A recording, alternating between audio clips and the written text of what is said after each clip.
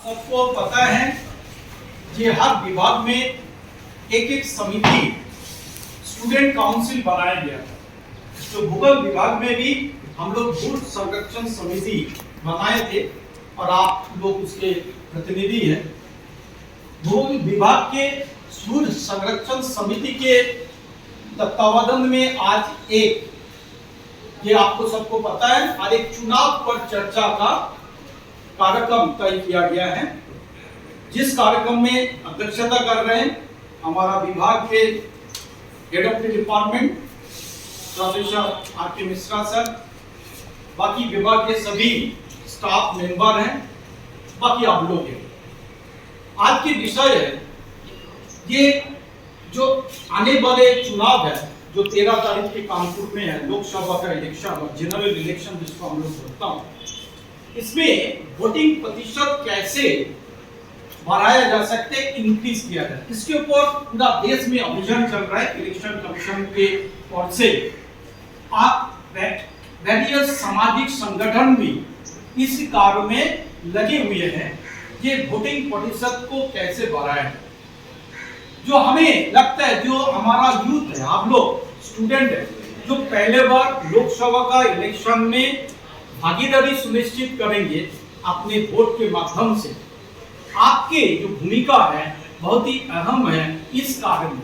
एक महती कार्य है, एक पर्व का रूप में हम लोग जनरल इलेक्शन को आयोजन किया जाता है पूरा भारत में, और इस सब के भागीदारी जब तक सुनिश्चित नहीं होंगे, वोटिंग प्रतिशत जब तक इंक्रीज नहीं होगा, 80-90% जब तक नहीं कर पाएंगे, तब तक प्रजातंत्र व लोकतंत्र का संरक्षित होना, सुरक्षा प्रतिष्ठित होना असंभव है। जैसे आप जानते हो, भारत विश्व में सबसे बड़ा लोकतांत्रिक देश है। लोकतांत्रिक व्यवस्था का आधार ही होता है वोट, इलेक्शन। मगर कुछ सालों से हम देखे आ रहा हूं कि इलेक्शन का दिन तो हम छुट्टी का रूप में मनाता हूं, हम लोग वोटिंग पोलिंग बूथ तक नहीं जाते और वोट देने का हमारा ज्यादा उत्साह नहीं होता, जिसके कारण 33%, 34%, 40% वोट लेके प्रतिनिधि हमारा चुन के चले जाते हैं। अरे कमजोर सरकार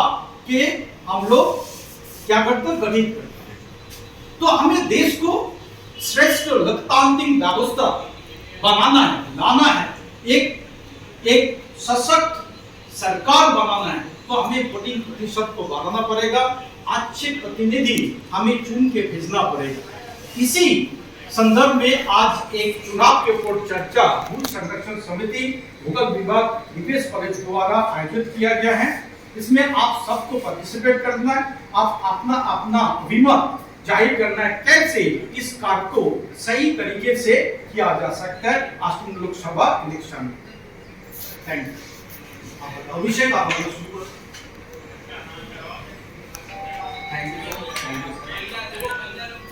देखिए, लोकतंत्र का जो पहला मूल्य होता है वो ये होता है कि जनता का शासन।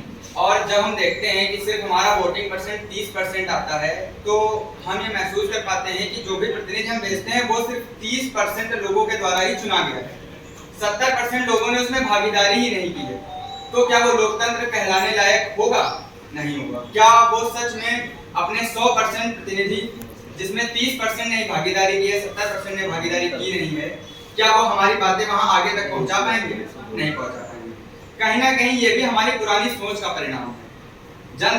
जनतंत्र आया, राजतंत्र तो कब का खत्म हो गया, मगर हमारी सोच मानो अभी भी राजतंत्र में ही अटकी हुई है। और भारत के युवा होने के नाते हम सबका एक प्राथमिक लक्ष्य बनता है कि जब हम अपने घर में किसी चीज की, किसी नई आधुनिक चीज के बारे में बात करते हैं, तो हमारे माता पिता खुश होते हैं कि हमारा बच्चा जो है समाज के साथ आगे बढ़ रहा है। तो हमें अपने ऊपर ये जिम्मेदारी लेनी पड़ेगी कि हम यहाँ पर भी अपनी भागीदारी सुनिश्चित करें।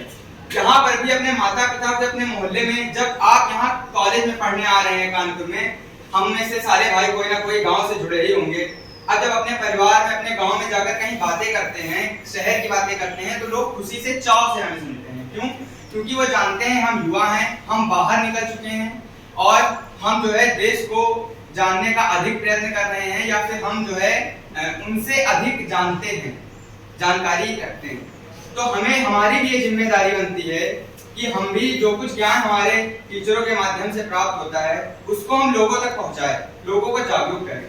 ये यूथ ही है जिसने आज़ादी में बढ़ चढ़ कर हिस्सा लिया। जब युवा वर्ग आज़ादी की तरफ रुख किया अपना, तभी जाके हम क्या किए, आज़ादी का लक्ष्य हासिल कर पाएंगे। तो जब हमारा युवा वर्ग प्रेरित होकर और लोगों को प्रेरित करेगा, क्योंकि बच्चों की बातें बड़े बाबा जैसे बुजुर्ग हो गए वो जल्दी मानते हैं, भले ही वो इसके खिलाफ हो, मगर एक बार को हमारी बातें मान ली जाती हैं।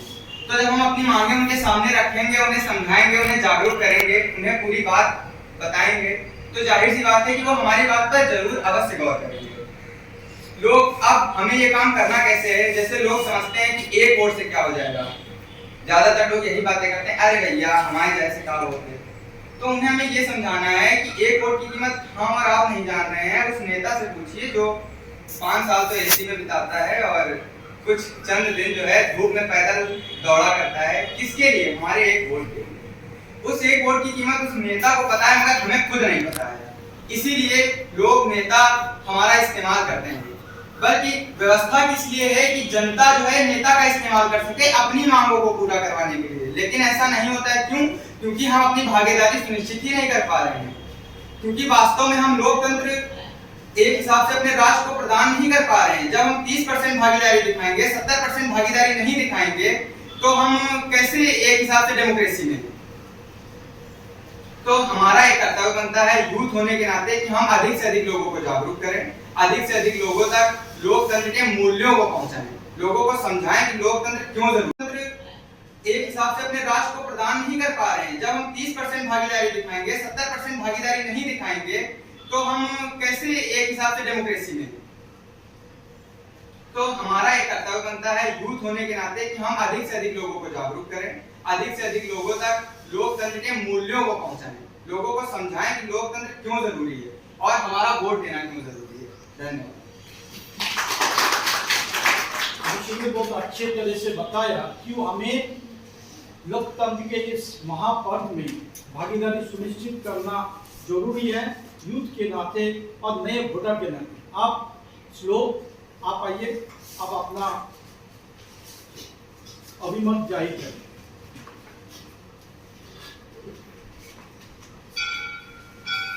गुड मॉर्निंग, मैं श्लोक मिश्रा आप सभी के सामने एक ज्वलनशील विषय के ऊपर अपने कुछ जो हमारी सोच है, जो हमारे अंदर जो हमारे आइडियाज चल रहे हैं उसके बारे में मैं आपको बताना चाहता हूँ। जैसे सर ने बताया कि अगर यूथ जो है हमारा वो इलेक्शन में पार्टिसिपेट नहीं करेगा, तो जो प्रतिनिधि हमारा जो पार्लियामेंट में जाकर बैठेगा तो वो हम लोगों की बातें कैसे सुनेगा। अगर वो सही से हम लोगों को नहीं जानता है, हमारे लोकल एरिया से नहीं है। जैसे हम लोग जानते हैं कि अगर हम लोग जब कभी भी वोट देने जाते हैं या कोई भी प्रतिनिधि जो होता है वो हमारे पास वोट लेने आता है, तो अलग अलग विषय रखता है, अपना अपना रूल्स रखता है कि हम अगर यहाँ प्रतिनिधि बनकर लोकसभा में चले जाएंगे तो किस तरह से विकास करेंगे उस जगह का।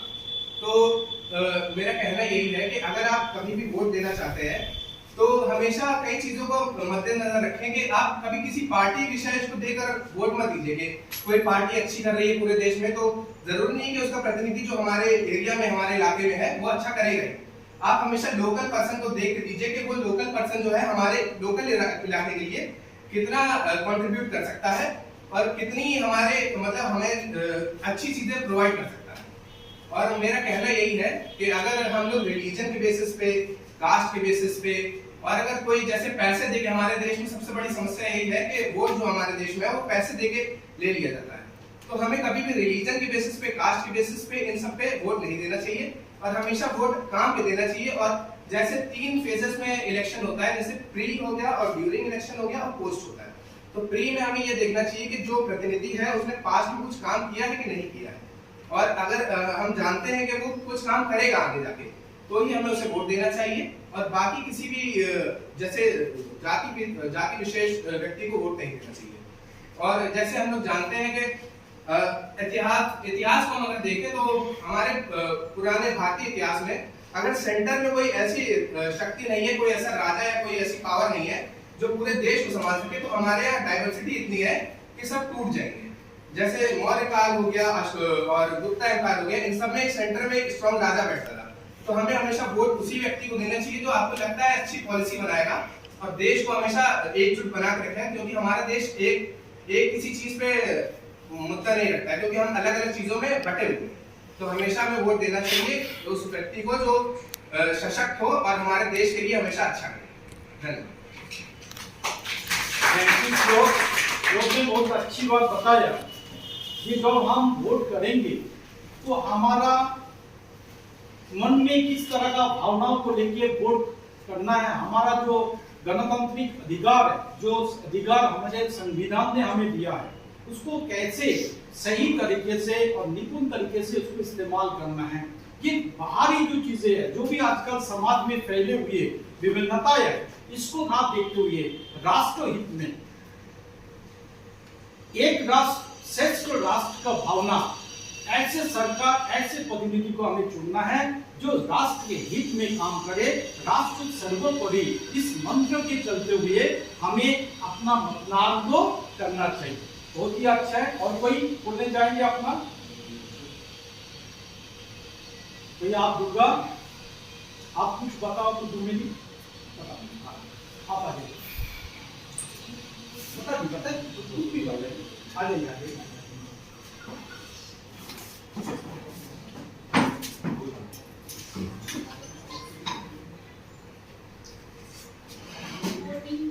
मुझे ज्यादा तो पता नहीं है, पर सब तो बता ही दिया हमको कि सीनियर भैया ने और अभिषेक ने बता दिया है। तो मतलब अपना वोट देना चाहिए। जो लोग नहीं देने जाते हैं, ये बात सही नहीं है। आप अपना वोट तो दीजिए, कम से कम आप अपनी पसंद की सरकार तो चुनिए। जिसे आप वोट दे रहे हैं, आप देखिए तो वो किस लायक है कि नहीं, आपका काम करेगा कि नहीं करेगा। जब आप वोट देने जाएंगे तभी तो आपको पता चलेगा। अपना वोट जरूर दीजिए, बस यही है। अब इस कार्यक्रम के लास्ट अंत में मैं सर को अनुरोध करेंगे, आग्रह करेंगे, सर कुछ अपनी बात रखें।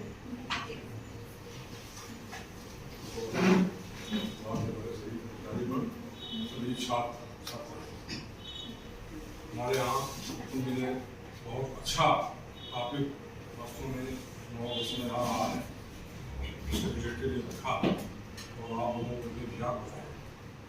ये बच्चों ने जो व्यक्त किए बड़ा अच्छा लगा। ये वो सत्य है कि देखिए चुनाव में वोटिंग होना बहुत जरूरी है। जैसा बच्चे ने भी कहा कि गाँव में जाकर के वहाँ भी कन्विंस करें लोगों को, हम लोग पूरा प्रयास ये करें कि ज़्यादा से ज़्यादा मतदान, जैसा इसने कहा कि 30% मतदान होता है और वो शासन पूरे में करते हैं, तो प्रयास हम लोग होना चाहिए कि पूरी जागरूकता के साथ ये प्रयास करें। इस सब जगह जितने भी हमारे आसपास मिलने जुलने वाले रिश्तेदार, नातेदार, भाई, सबको वोट शुरू करें। उससे पता चलेगा कि सही गवर्नमेंट कौन करके आएगी और वो सही मैं कौन तो सही कर रहा है, उसका चयन करके उसको बहुत अच्छे विचार हैं। इस पर आप लोग जो चुनाव आ रहा है उसमें आप लोग लगे कि ज़्यादा से ज़्यादा मतदान करवाने का प्रयास करें। अपने जो बच्चे गांव में रह रहे हैं अपने गांव में करके, जो शहर में रह रहे हैं वो शहर में रह सकते, ज़्यादा से ज़्यादा मतदान करने की